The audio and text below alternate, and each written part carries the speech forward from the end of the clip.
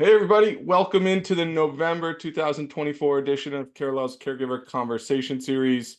Matt Perrin, back with you, Director of Caregiver Engagement, joined by my friend Sheila Schultz. Hey Sheila. Hey Matt, how are you? I'm good, and hope everybody that's joining us today is doing well also. Sheila's probably a familiar face if you've been on one of these, but she's a member of our care advocate team. She's a certified dementia practitioner and a million other things. In addition to my friend and coworker, happy to have her here on this topic today, which is reducing caregiving expenses. Um, Really kind of a universal topic for any family caregiver. But before we jump in, just a little bit of housekeeping. If this is your first time here, we're Carallel, we're a caregiver support company. Our mission every single day is to make family caregiving easier. And we do that in a couple of different ways. First, with our support line, where our team of care advocates are helping family caregivers over time with whatever challenges they have on their plate. So it's personalized, it's confidential, one-on-one support, either over the phone, email, chat, etc. And then we complement that with Caregiver Companion, which is our digital experience. And I think of it like having a care advocate in your pocket. It's full of helpful resources, tools, direct access to our care advocate team, whether you want to talk right in that moment or schedule a call. So that's how we complement our support line. And we make the service available through employers, health plans, health systems across the country. If you're not sure whether or not you have access to the full suite of Carallel services, ask. And actually, one other thing, support groups is another way we support our family caregivers. We run weekly online support groups led by Sheila herself. So that is Carallel in a nutshell. The second piece of housekeeping, Sheila, you know where I'm going with this, but these are conversations by design. So please join us. Use the QA console down at the bottom of your screen. We'll be monitoring that throughout the discussion, but no slides, just conversation, some real talk on what's today a really important issue. So Sheila, to frame this, I think AARP data that I saw puts, I think it was like 77 or 78% of all family caregivers are spending out-of-pocket on out-of-pocket expenses on average, I think somewhere around $7,600. Could certainly be less in some cases each year, but absolutely could be a lot more. But I guess what are your general thoughts to get us started on sort of the financial impact of family caregiving? Well, I think that there's things that a lot of people don't know about, and we're going to touch on those things that you may not have thought of. I think there are ways to reduce expenses. There are ways to protect your own money if you're caring for someone outside the home or a parent or someone else. And then there's ways to spend less. So I hope we can sort of frame this whole conversation and give everybody some ideas. And please feel free to send in questions or comments or suggestions of your own too. We'd love to hear from those. Absolutely, absolutely. And I guess so you can kind of hit on my sort of opening statement or thought here, which is, and I guess not dissimilar from a lot of other parts of the caregiving experience. Um, it's like the financial impact is real for everyone at some point is my personal take. And unfortunately, there's no magic wand we can wave to like make that impact go away. Bring those expenses down to zero. Like and I feel like I feel that way about a number of different sort of caregiving topics. There's no one singular thing, right? So on the one hand, that can kind of be defeating sometimes, or it was for me when I was going through it. But there are these little things that we can be doing to that really add up, I guess, to potentially some meaningful savings, regardless of your situation. Um, so why don't we talk about it, given we only have a certain amount of time here, Sheila? Let's get into those. And the first thing I put on my list in terms of a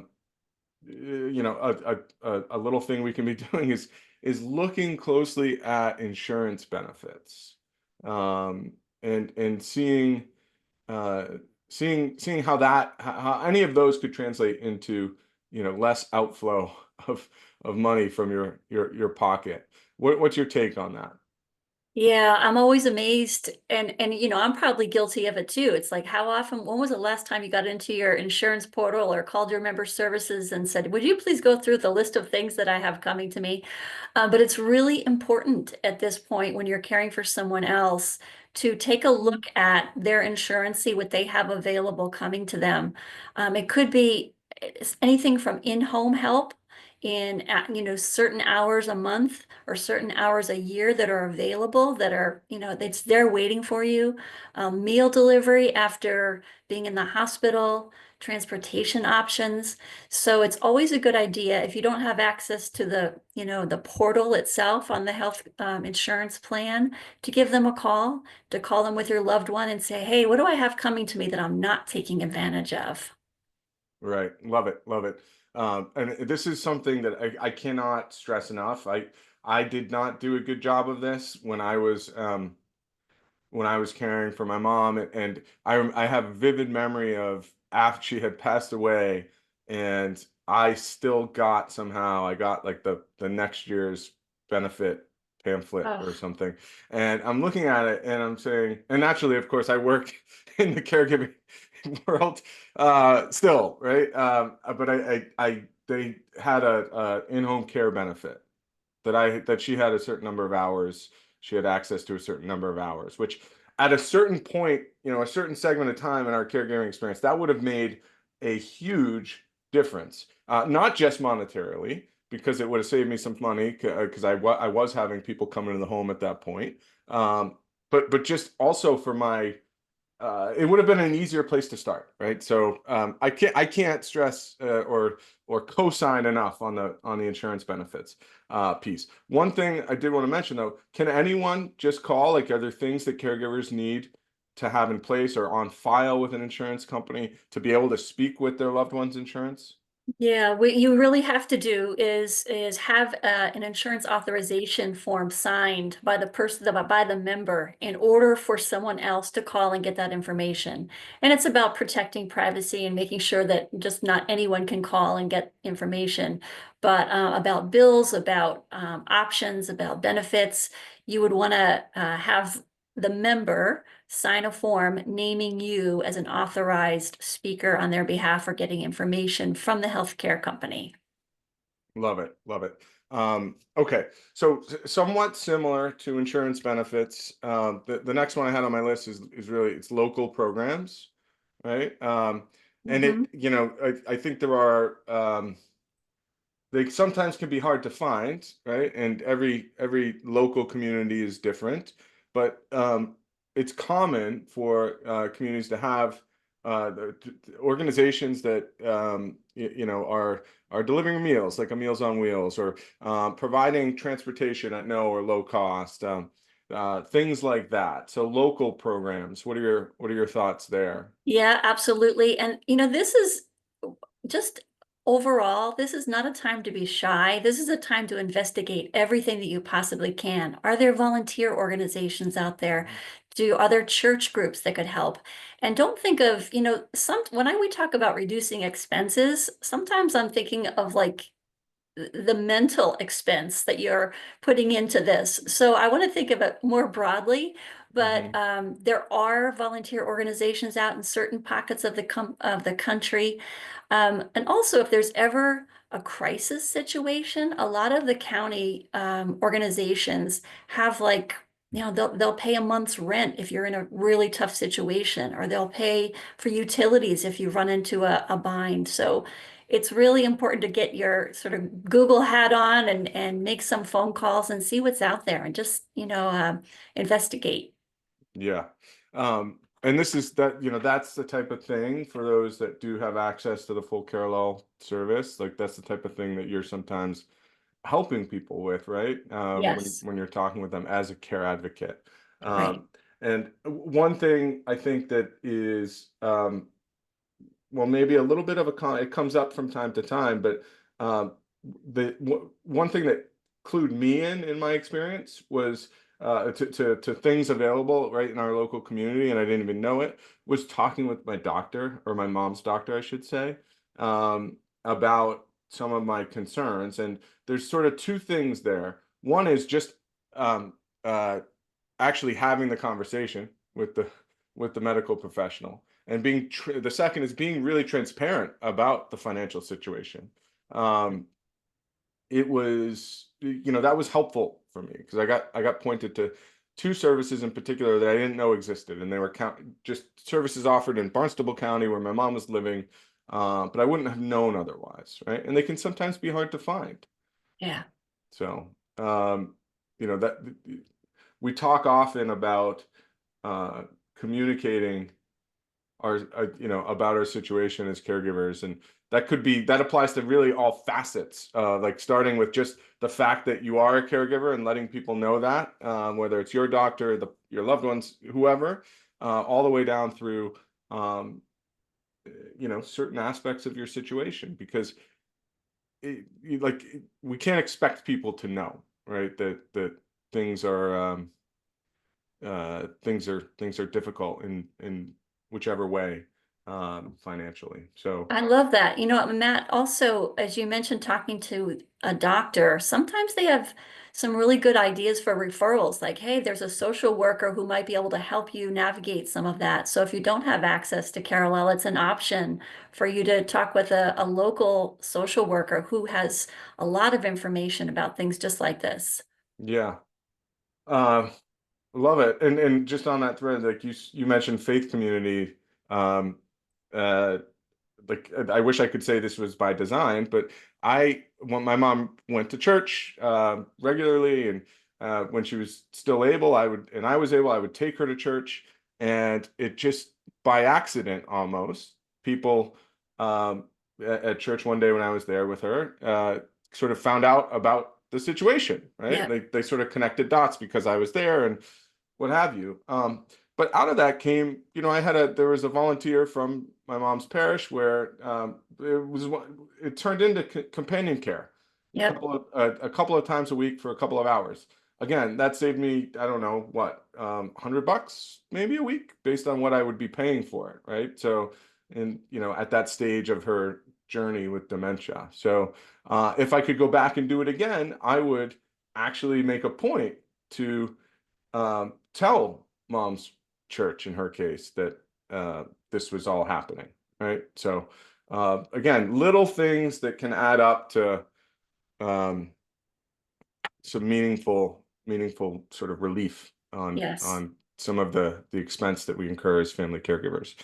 Um, so what about another one I had on my list, Sheila, was, and this doesn't apply to everyone for obvious reasons, but VA benefits.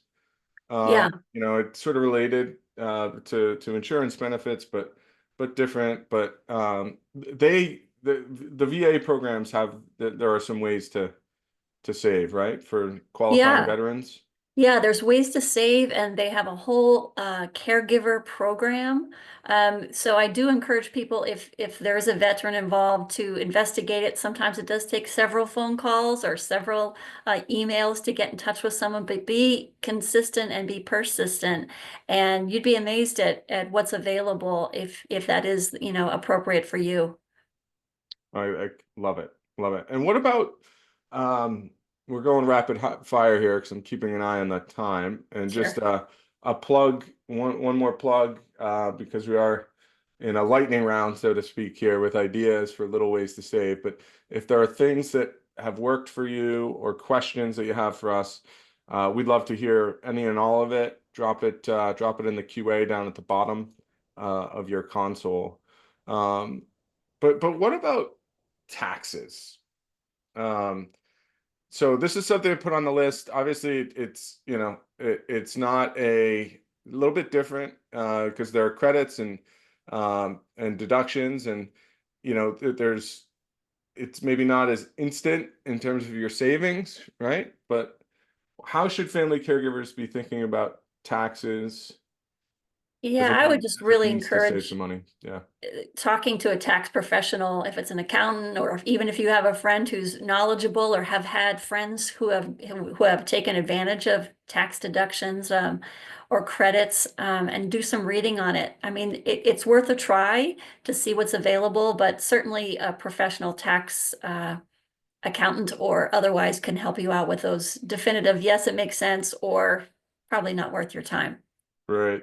And the IRS does offer free tax help. Am I correct on Mm, that? right. So if you Google free tax help IRS, it brings up a search box in I think you can search off your zip code and I actually did take advantage of that at one point near the end of my mom's journey with dementia. But um, and yeah, I mean the credits, obviously the credits reduce the amount that you owe.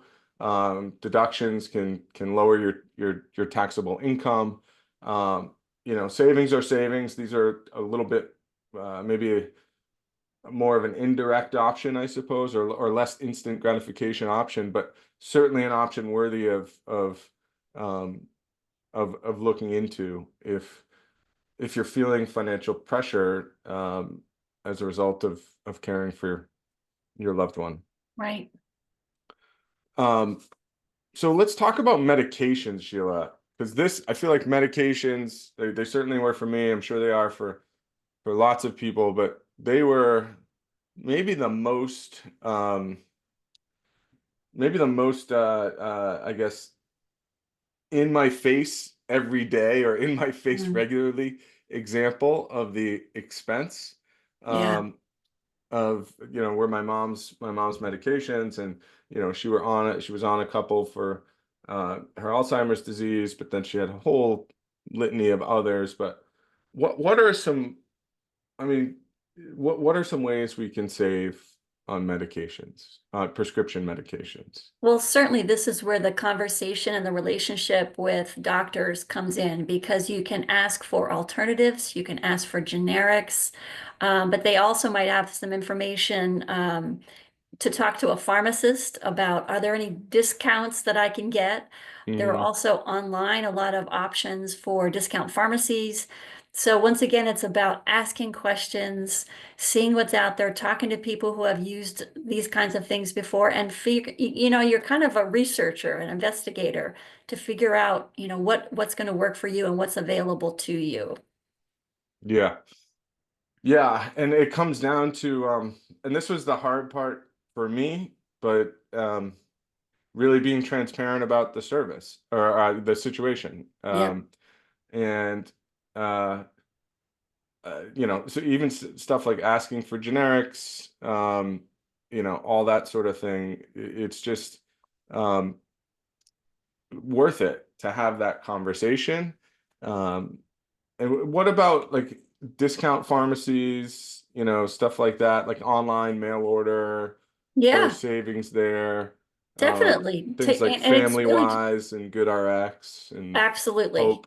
And your pharmacist sometimes will give you suggestions on that, believe it or not. You could say, "Hey, Mhm. how can I save some money?" They're really good and very transparent about giving you different options. They want to help out. They want to make sure you get what you need with what you can afford. So, Yeah. um, I'm it's glad great. that you mentioned the pharmacist, because I think sometimes when we're talking, we talk about this stuff all the time, and we might say doctor, but we're lumping in medical professionals. But in particular, like my mom had created, she just had a good relationship with her pharmacist, Mm. and so when I started being the person picking up her medications and things like that, I benefited from that relationship by default, just because I was my mom's son. But he was very, very open to finding ways to help, They're a great which I resource. certainly appreciated. And then what about for a bigger topic, of course, but it, less about prescription medications, but maybe more about medical treatments, right, for serious illnesses. Like I'm thinking about things like cancer. There are charitable organizations out there who, Mhm. in some cases do help people in financial need with treatment. But Right. it's very much a being an investigator to the point you were making earlier situation, right? Um, Yeah, and then don't forget that even you can negotiate sometimes mhm, what those rates are, and negotiate with your insurance company too about payment plans. There are lots of ways to mhm. find little ways to cut corners and just make it a little bit more feasible for you to manage all of this.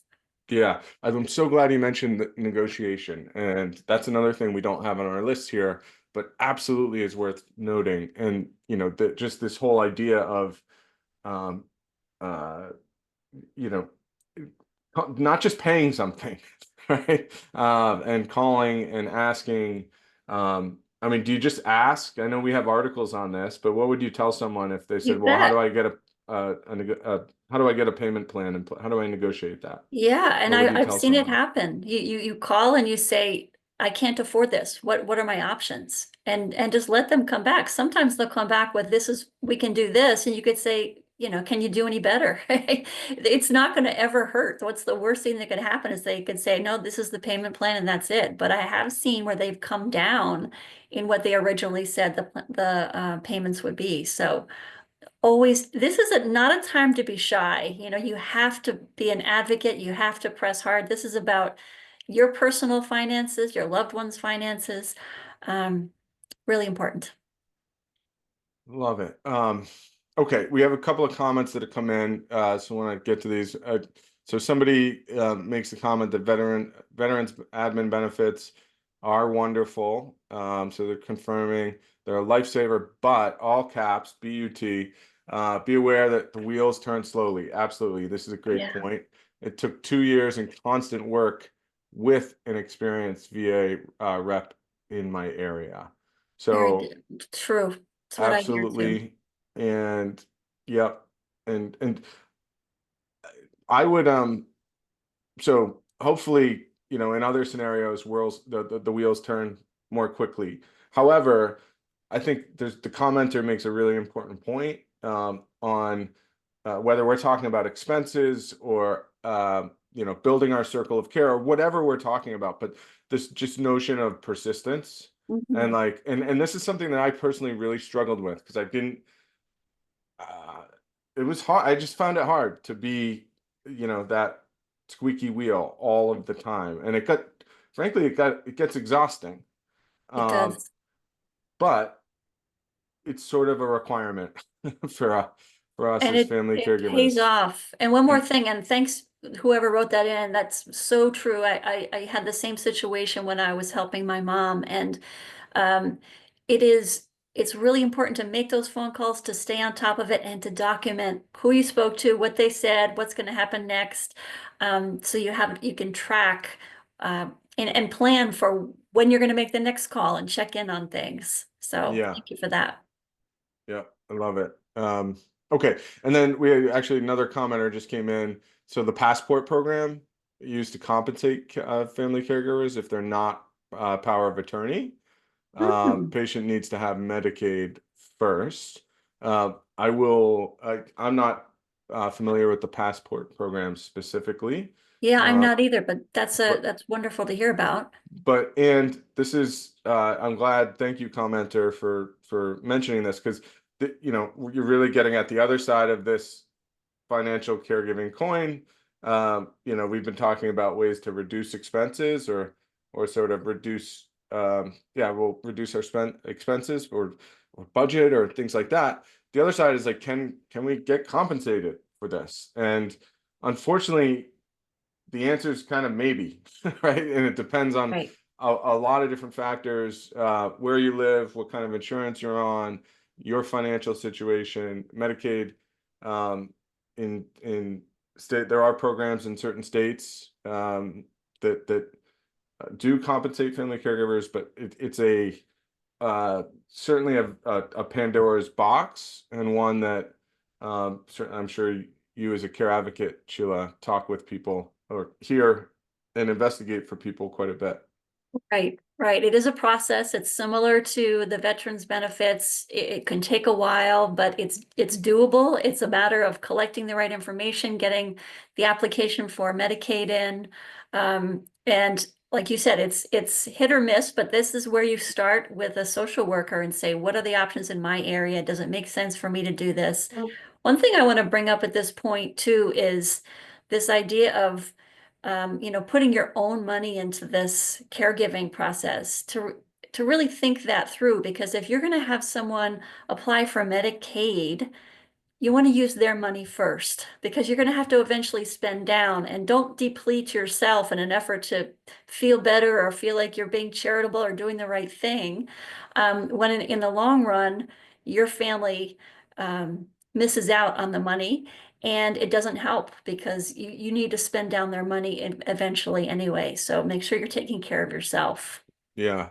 And, I just, this is one of, so I went through the spend down process with my mom, and it was, so just, I guess, without details of it was one of the hardest parts of my caregiving years, for lots of different reasons, but absolutely, that's an area where professional advice is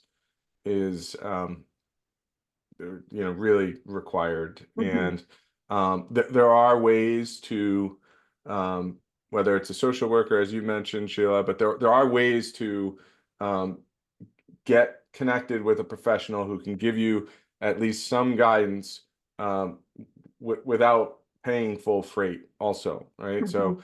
that's, because certainly you hear, well, just seek out a professional. Well, professionals cost money, Right. so it's a little bit of a vicious cycle. But there are ways to get connected with professionals for lower or no cost, and that's another thing that we help out with at times. So, and then we had a side note from the commenter who mentioned the passport program about getting compensated. This person is a social worker based in Ohio, so it Ah, may be just a program uh, within that state or their county. But point being, programs like this do exist sprinkled throughout the exactly. country. So it's worth investigating what might or might not exist where you live, and finding out what the qualifications are, etc. So. Um, time flies when we're having fun, Sheila. It's the Oh bottom my of the gosh. hour. What are your thoughts, parting thoughts for Well, the I guess audience? just overall, understand that there are a lot of things out there, but some of them take digging, some of them take an open mind. So you're going to be tackling some big things at the same time as small things. Engage your family and friends as much as you can. Once again, I'm going to really encourage you to not be shy or embarrassed at this point. This is a time when you really need to have a support system around you. And if there's a way to share the burden of figuring out finances, please lean on your family and close friends. Yeah, I'm glad you mentioned that. I had noted to mention that earlier, but hard can be hard conversations, and for Yeah. loaded conversations for sure. But I love the way you put that, Sheila. It's not the time to sort of hold back on those conversations, because that could be an avenue of recourse for us as well. I just put the link to our Caregiver Conversations page on Carallel.com in the chat. We only have one more session in 2024. I can't believe that. And we're going to be diving deep into getting the most out of our insurance company, while we're caregiving. So that's the topic there. We've hit on some of those points today, but there are a bunch of other things that we think come into play that we work with people all the time, um, uh, on just, I guess, making, the way I think of it is making our loved one's insurance company or our own part of the care team. And Yep. we have a lot of great thoughts to share on how to do that, and what the benefits are. But thank you everyone for coming, and we will see you on December 19th at 12 p.m. hopefully. All the best until then, and hope everybody has a happy Thanksgiving.